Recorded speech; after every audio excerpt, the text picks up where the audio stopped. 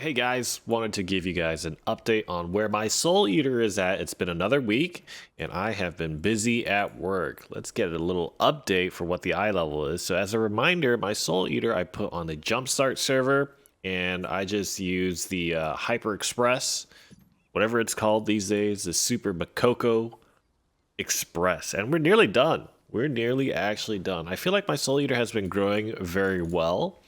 And we've got all the Brel pieces that we transferred up to plus 16. And so next week on the reset, we should be able to get these two pieces and get to 1540, which will finish the Super Makoko Express for us, which will be very good. The main things that I wanted to talk about today are some of the things, if you guys are on a Jumpstart server or if you're newer to the game, I just wanted to go over some of the critical things that I was working on this week to improve the strength of my character. Skill points are essential for Soul Eater, especially I feel like for Night's Edge. Probably also for Full Moon, but I've just been focusing on Night's Edge for now. And my main goal, at the beginning of the week, I did not have enough skill points to even get things to level 12 here, given that my character has hit 60. And I couldn't even get Rusted Nail to level 7.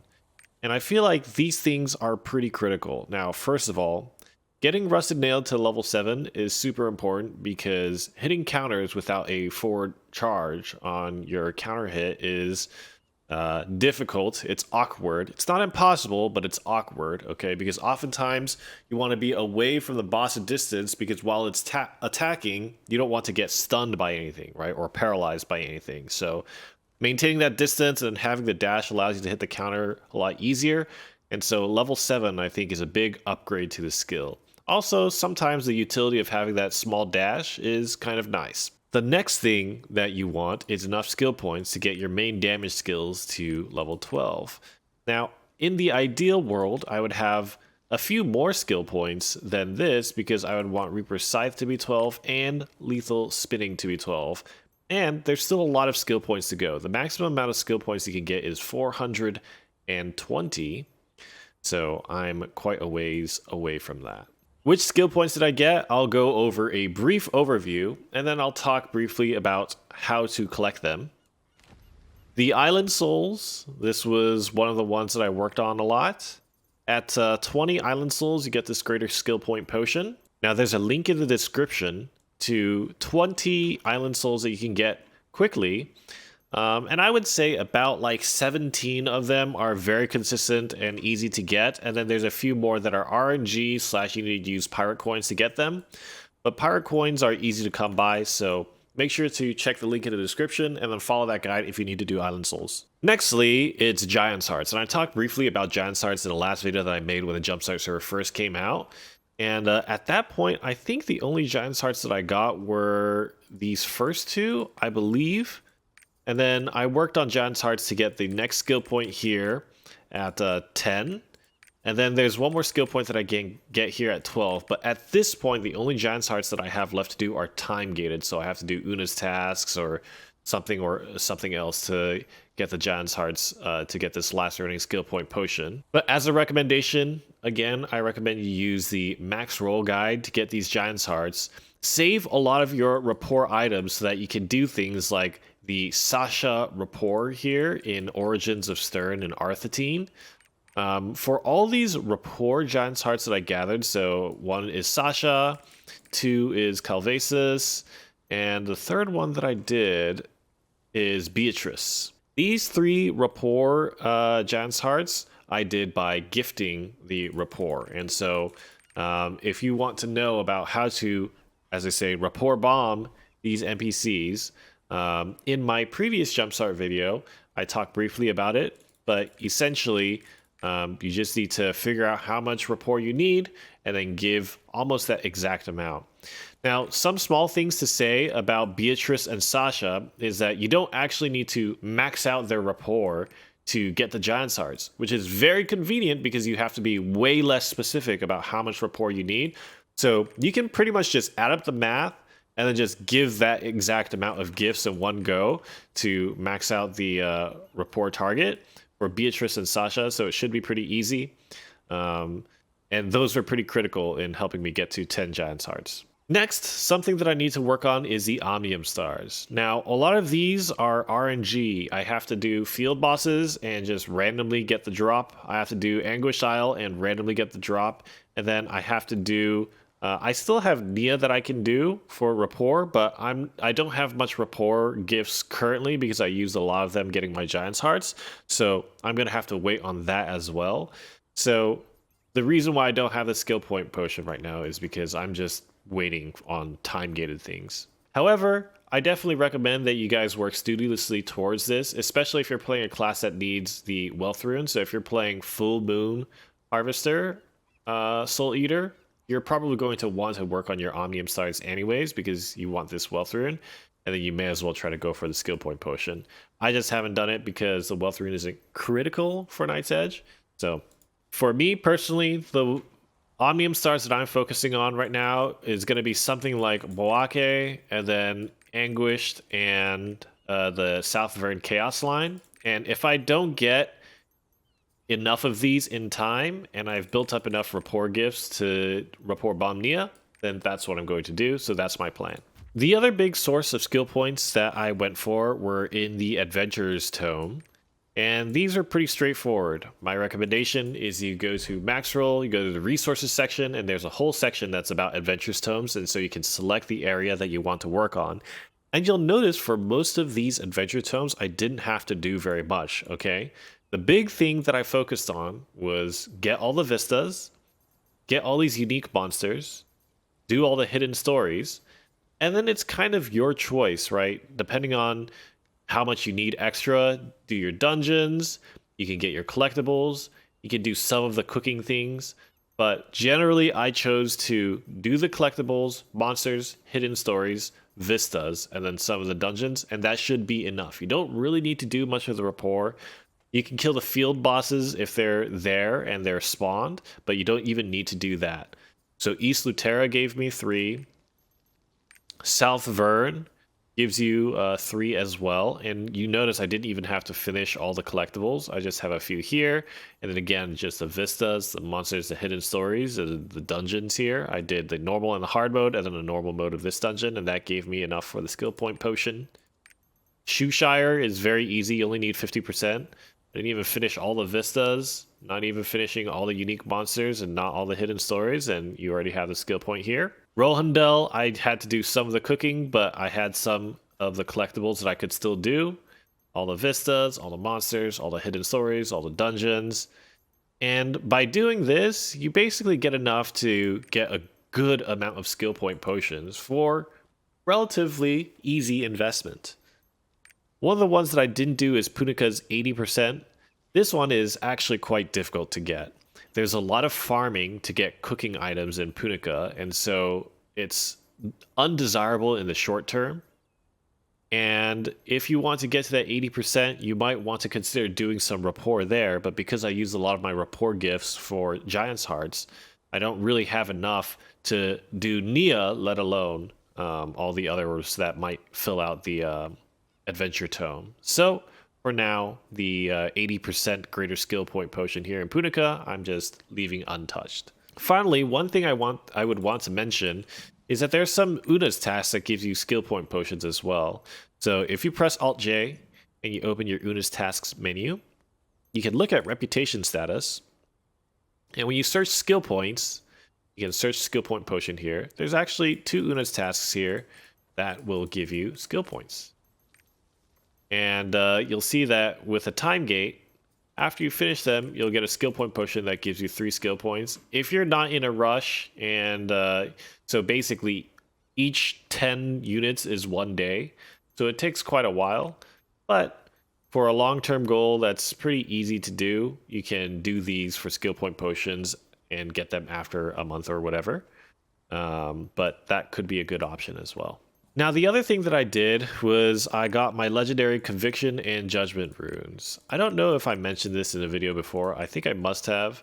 But if you have enough patience, or if you have friends, the Stronghold is the best way to get these legendary Convictions and Judgment runes. Now, if you're playing on a Jumpstart server and you've been opening all your boxes, in terms of sailing coins, so if I go to my storage and my stronghold and trade skills, you can see these seals that you have.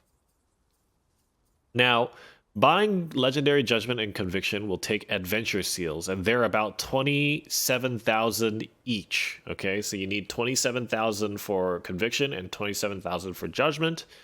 And if you don't quite have enough, I mean, for free, I think I was at around like 45,000 or something like that. You can go to the special exchange if you really want, and you can exchange at kind of a lower efficiency. So 100 of these raid seals, I can convert into 65 adventure seals. So you can use that to make up the difference. And then all you need to do is you Alt-G, press Alt-G, and it brings up your stronghold community. And I just spent some amount of time. It'll take more or less depending on how lucky you are, just going to random people's strongholds and looking for the NPCs. So I got both mine off Marta. I think there's a second NPC that can give you Judgment and Conviction, but just look for the visiting merchants that have Conviction and Judgment legendary runes there, and you can buy them off the stronghold merchants. So if you guys don't know where that is, so for example, in my stronghold right now, I have Tago visiting. So once you enter into the stronghold, you just walk up to this area on the map. It's just right here. So in the stronghold, it's kind of a little bit to the left, to the middle over here. You just walk up and there should be a table. Trade merchants here. And then for visiting strongholds, you can only see the open sale tab. And then you check to see if they have Conviction and Judgment there for sale. And then you can just buy them.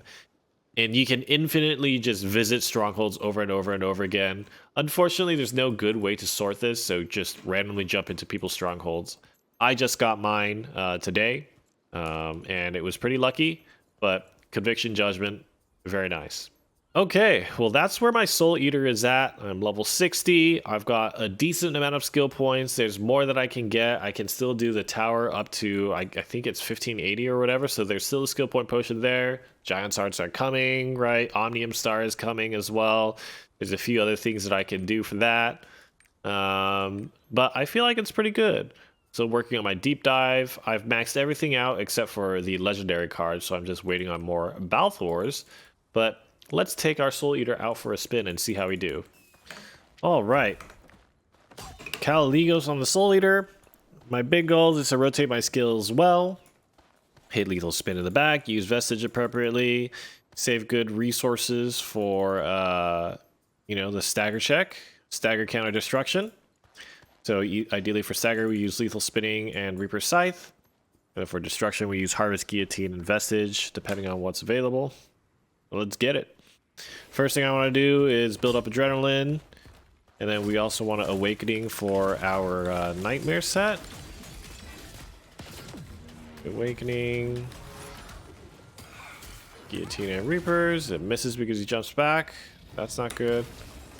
Vestige here in the rear. See what he does. One thing that you need to be aware of is that your Harvest has no paralysis immunity. It has no super armor on it at all. So it becomes very risky to just throw it out randomly for fear of it just getting stuffed. Let's use our Vestige here and get us into Soul Snatch. Get that in. Keep our Adrenaline here. Okay. Put that on. Put our Judgment Conviction, but it flies away. We need to upkeep Adrenaline. There it is. Nice. Lethal spin from the rear.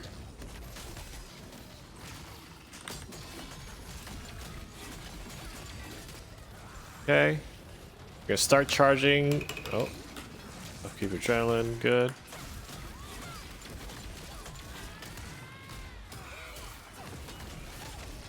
Vestige to the rear, and then lethal spin. So you can see how Vestige is very nice to reposition yourself to make sure that you get the rear attacks when you need to. Lethal spin for the stagger. Oh, I pressed wrong skills. Now I don't have the destruction that I need. Destruction. Okay, that was kind of messy on my part. I didn't need to no charge my vestige as well. That was pretty pointless.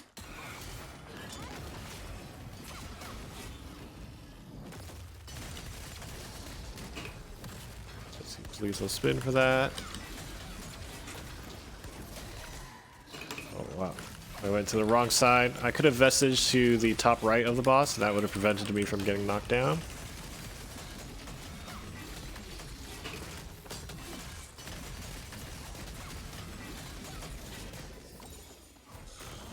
Oh, I spacebar too early.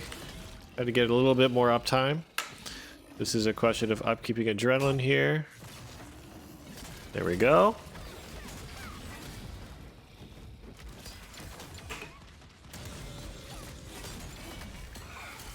And we vestige first for the rear. Lethal spin.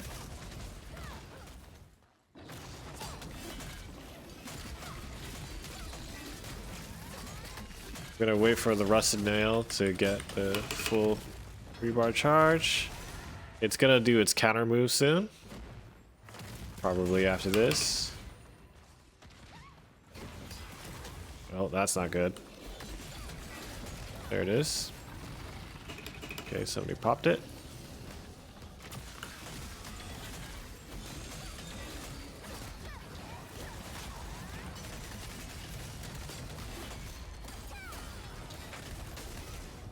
Just want to do destruction there.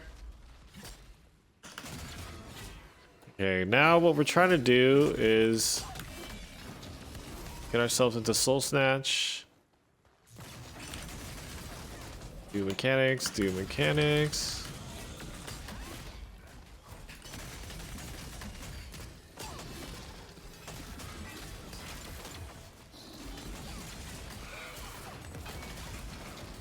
Rear, nice.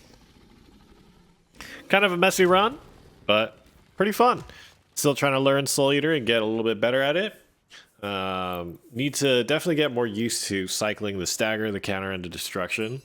Since it's such a key component of Guardian raids, it's important to get used to that stuff. So hopefully you guys have enjoyed, and I'll see you in the next video.